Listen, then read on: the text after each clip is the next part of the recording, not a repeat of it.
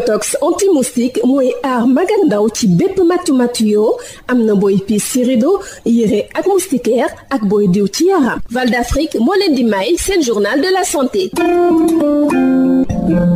mbokk yi dal leen ak jàmm xeex feebaru tuberculose fii ci Sénégal bokk na ci li koy lajal ñàkk saytu bi nga xam ne am na ci 20 junniy nit yoo xam ne feebar bi da leen di dal at mu nekk te kenn mënu leen a ràññee bokk na it ci yeneen jafe-jafe tuberculose ci tout tànk yi bu ñu sukkandikoo ci docteur Barnabé Gning di coordonnateur programme national de lutte contre la tuberculose. mbër moom sooy bëreeg moom da nga koy jàpp. li ñu njëkk a seetlu mooy boo jëlee tuberculose juróom-benni diiwaan yi ma lay limal.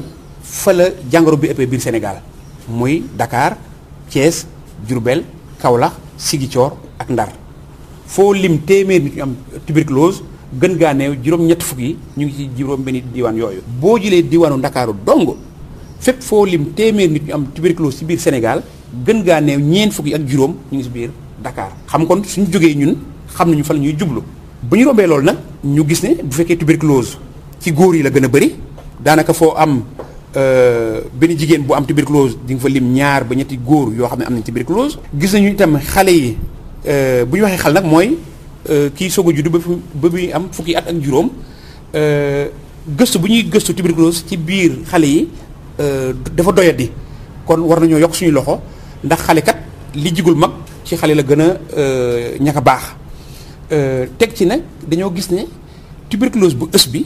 dafa mel ni dafa bëgg a gën a yaatu biir Sénégal te loolu dañ ko war a bañ taxaw nañ ci ndax bu fekkee tuberculose bu oyof bi ñu ngi koy faj ci juróom-benni weer tuberculose bu ës bi paj mi mën na dem ba 2 fukki weer garab yi koy faj ñu gën a cher te garab yooyu bitim réew lay jóge kon liñ ci mën a aar dafa doon loo xam ne dafa yàkkamti ñu taxaw ci ñu ngi sant yàlla nag ndax tey diiwaan boo dem xam nañu ne jafe-jafe boobu mu ngi biir Sénégal fi ñuy jaar ngir moytu ko ñu ngi ciy liggéey fi ñuy jaar ngir taxaw ñi am feebar bi itam ñu ngi ci liggéey bu baax a baax. fii ci Ndakaaru nag nga xam ne ci téeméeri nit yoo jël yu am feebar bi ci réew mi ñeent yi fi lañ ne faaw ñu amal fii ay pexe yu bees yoo xam ne dinañu tax ñu gën fi baral xeex bi. xam nga nag sooy béy moom fi gën a bëri ñax ci tool bi il faut nga bàyyi ci xel ba tax na dañoo waxtaan ak suñu naataangoo docteur infirmier sage-femme maanaam ñëpp ñuy liggéey ministère de la santé et de l'action sociale ci biir diwaanu Ndakaaru ak itam ñi ñuy jàppale ñu les partenaires au développement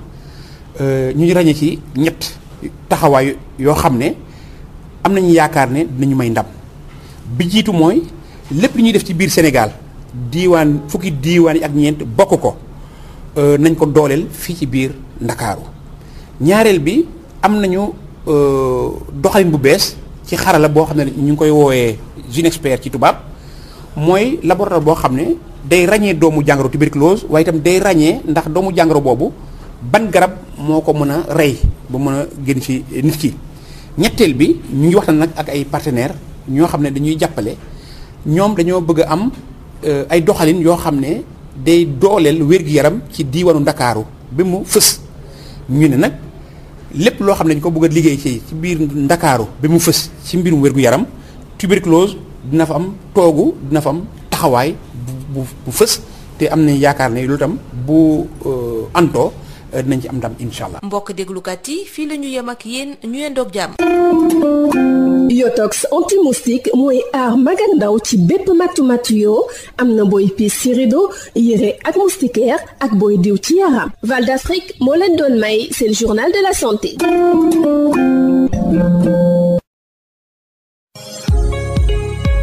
La BICIS, Banque internationale pour le commerce et l'industrie du Sénégal. La BICIS, la banque d'un monde qui change, vous offre le journal de l'économie.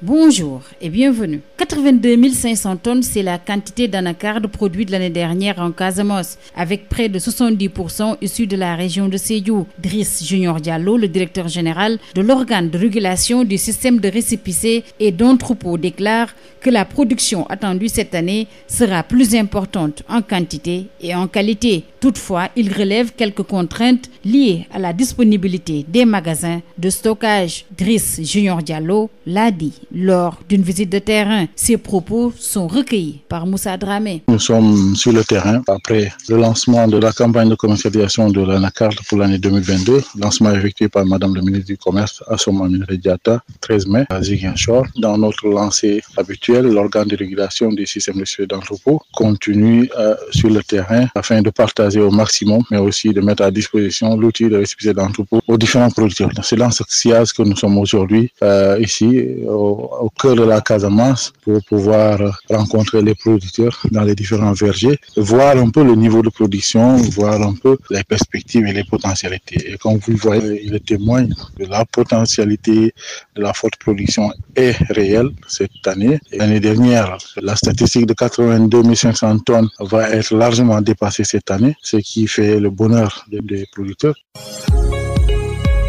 Mais son Excellence le président Macky Sall, en mettant en place l'organe de régulation, vise à renforcer le pouvoir d'achat des producteurs, vise à les éviter le bradage de leur culture, mais aussi les permettre d'avoir une organisation de leur métier. Donc c'est dans ce sillage que nous sommes en train d'échanger avec eux. Vu que l'organe permet aux producteurs d'accéder aux ressources financières sans pour autant brader leur culture, parfois qui sont des périodes de soudure, mais aussi les permet de sécuriser la production. Et c'est vrai que la difficulté majeure, c'est les entrepôts dans ces zones, mais nous avons, comme vous l'avez vu, essayé de réfectionner un certain nombre de magasins pour les adapter vraiment à cette culture. Donc c'est dire que la campagne de commercialisation de l'anacarde pour l'année 2022 commence très bien au niveau de l'organe. Nous ferons le maximum, comme l'a instruit le président de la République et le ministre, davantage être présents à leur côté afin de leur permettre de bénéficier de cet outil innovant de financement qui les permet de sécuriser leurs récoltes. C'était le directeur général de l'organe de régulation du système de récépissé et d'entrepôt, Driss Junior Diallo. C'en est tout. Merci de votre fidélité. La B6, Banque internationale pour le commerce et l'industrie du Sénégal. La B6, la banque d'un monde qui change, vous a offert le journal de l'économie.